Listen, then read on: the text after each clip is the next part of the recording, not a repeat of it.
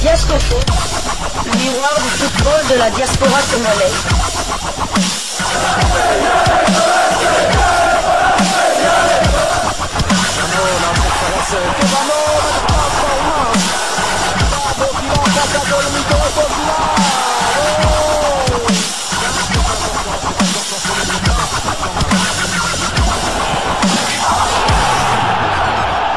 Diascofoot, le miroir du football de la diaspora congolaise.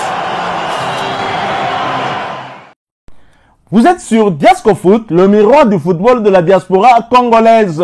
Diascofoot vous dit bonjour, tout le plaisir est pour nous de vous retrouver, mais surtout de savoir que vous êtes nombreux en train de suivre votre chaîne YouTube dédiée uniquement aux footballeurs de la diaspora congolaise. C'est l'heure de partager avec vous quelques news que nous avons pu récolter pour vous, des news concernant certains de nos internationaux ou des binationaux qui se sont illustrés dans leurs clubs respectifs. Et cela dans le cadre de cette troisième livraison sportive de ce dimanche 16 mars 2025. Une livraison que nous débutons par la Belgique.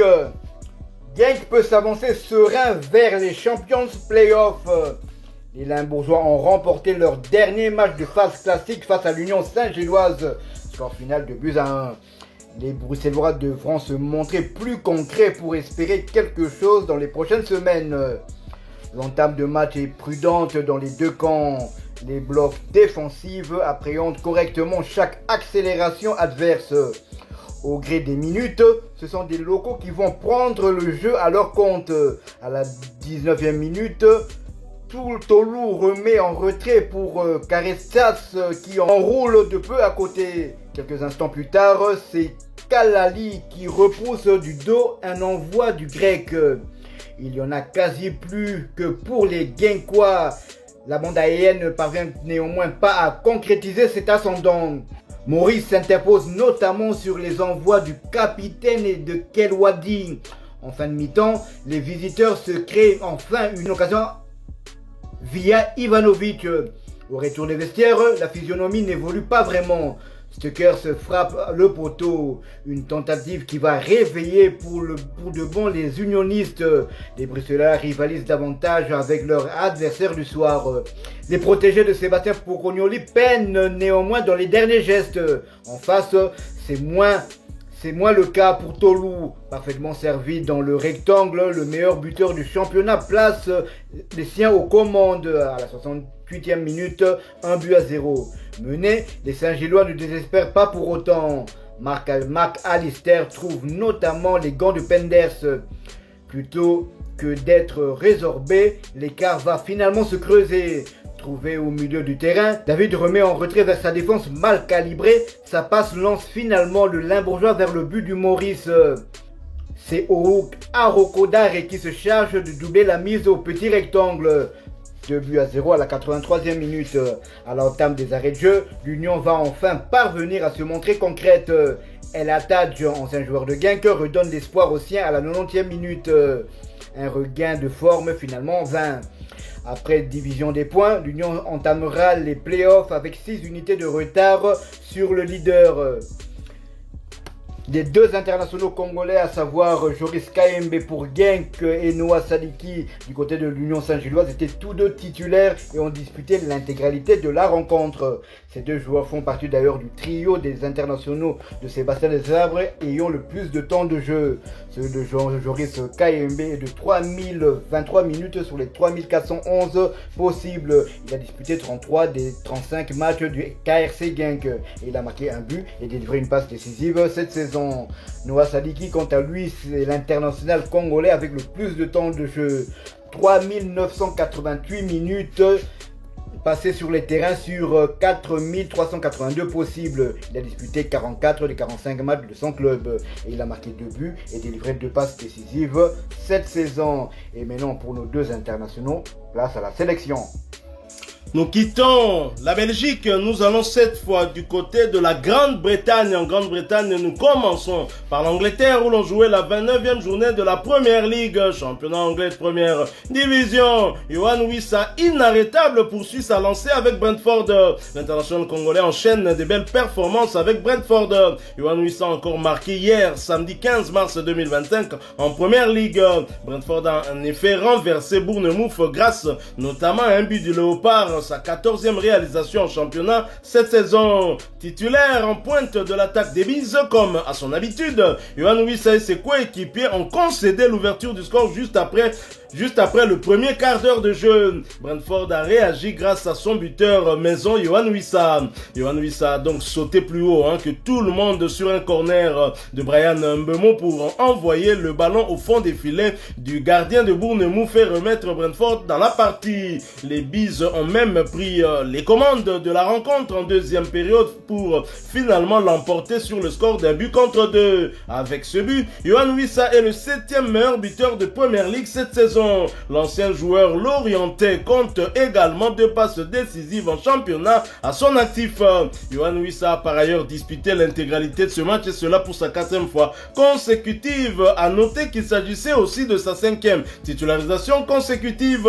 Yohan Wissa voit son temps de jeu désormais porté à 2402 minutes sur les 3279 minutes possibles. L'international congolais a participé à 30 des 34 matchs avec son club avec à son actif 15 buts inscrits et 2 passes décisives délivrées. Après ce succès, Brentford se classe à la 11e place avec 41 points, 12 victoires, 5 nuls et 12 défaites, 50 buts inscrits contre 45 encaissés. Prochain rendez-vous, ce sera après la trêve internationale pour le compte de la 30e journée du même championnat et un déplacement sur le terrain de Newcastle le mercredi 2 avril 2025 sous le coup de 20h45 de Kinshasa, 21h45 heure de Goma. Nous sommes à l'est de la République démocratique du Congo. Yohan Wissa a marqué à la 30e minute de jeu son 14e but en Première Ligue cette saison, ce qui a une fois de plus impressionné le journaliste Anthony Plat qui a salué ce but en publiant ce message sur sa page officielle.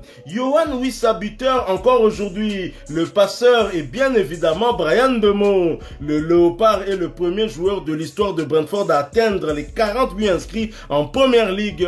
Il faut le faire. Félicitations à Yohan Wissa qui termine cette trêve international pour se consacrer maintenant au Léopard très fort avec un but qui plus est avec une passe de son compère camerounais qui va également rejoindre les Lions indomptables du Cameroun pour les 2 prochaines journées des éliminatoires de la Coupe du Monde. Cameroun mène la danse dans son groupe tandis que la RDC est 3e et a la possibilité d'améliorer son classement. Félicitations donc à Yohan Wissa qui confirme sa classe. Alors nous restons en Angleterre, cette fois nous quittons la Première Ligue pour la Championship, 2e division anglaise où l'on jouait la 38e journée.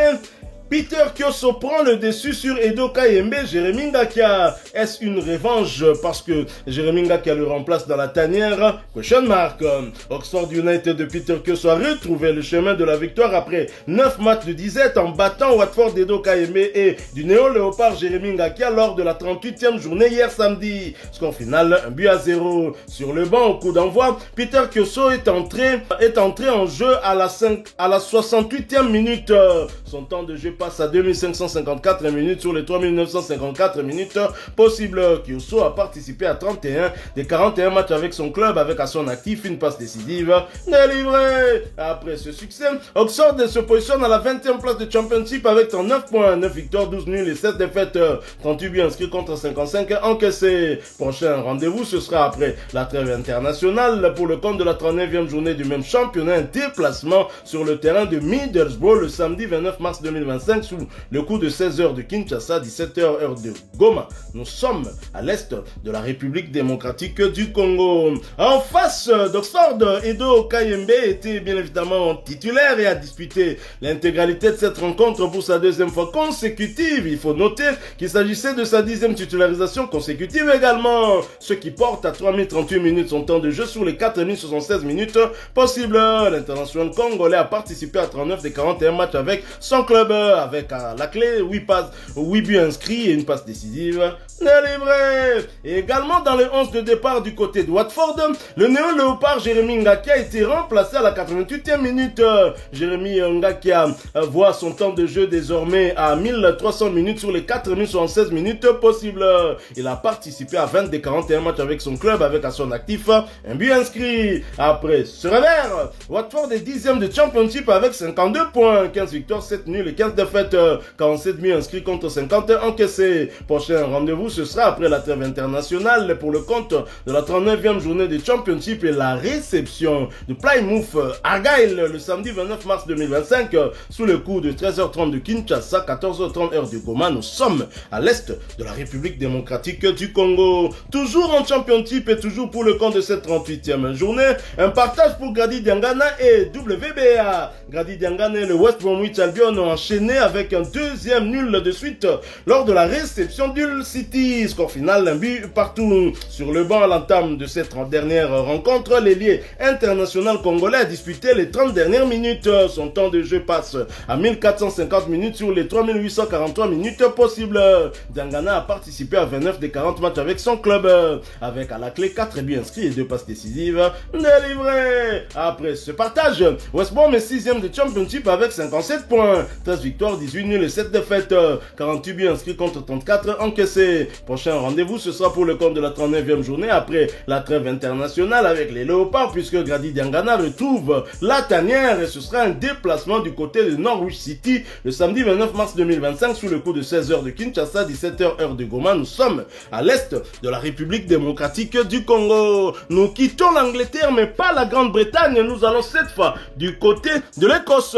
Et en Écosse, on jouait la 30e journée de la Scottish Premiership, championnat écossais de première division. Et Hibernian qui se déplaçait sur le terrain de Kilmarnock ramène le point du nul. Un match qui s'est soldé sur le score d'un but partout. Titulaire, l'international congolais qui n'a pas encore de temps de jeu avec les Léopards, Roki Bouchiri a disputé l'intégralité de ce match et cela pour sa 4e fois consécutive. À noter qu'il s'agissait de sa 21e titularisation consécutive également, ce qui porte à 2314 minutes son temps de jeu sur les 3619 minutes possibles. Hiroki Bouchiri a participé à 27 des 38 matchs avec son club avec à son actif 3 buts inscrits et une passe décisive délivrée. Après ce point du nul, Hibernian est 3e de la Scottish Premiership avec 44 points, 11 victoires, 11 nuls et 8 défaites, 45 buts inscrits contre 41 encaissés. Voici par ailleurs les statistiques d'Hibernian lors de ses 5 derniers matchs. 3 victoires, 1 nul et 1 défaite. Prochain rendez-vous, ce sera après la trêve internationale pour le compte de la 31e journée du même championnat et la réception de Saint Johnstone. Ce match aura lieu le samedi 29 mars 2025 sous les coups de 16h du Kinshasa, 17h heure de Bukavu. Nous sommes à l'est de la République démocratique du Congo. Place maintenant à la tanière pour tous nos léopards évoluant en Belgique comme en Angleterre et tous les autres qui doivent maintenant rejoindre Kinshasa parce que le 21 mars prochain, le Soudan du Sud sera reçu ici dans la capitale quinoise. Je rappelle le coup de pied pour le pourtour, là où la place qui contient le plus grand nombre des supporters, c'est 5000 francs. Beta Winner 21, 20, au continent Mbongo, au que soutenir Léopard Nga Nakozala. Nous sommes arrivés à la fin de cette 3e livraison sportive de ce dimanche 16 mars 2025. Vous l'avez aimé, laissez-nous un maximum de j'aime. Merci de partager avec nous en commentaire votre point de vue. Abonnez-vous sur cette chaîne Diascofoot parce que nous sommes et restons le miroir du football de la diaspora congolaise. N'oubliez pas d'activer la petite cloche de notification histoire de ne plus rien manquer des prochains sujets que nous allons vous proposer. Encore une fois, merci à vous avec espoir de vous retrouver bientôt dans un autre sujet d'actualité. Mais en attendant, portez-vous bien et Diascofoot vous dit au revoir. Ah ouais,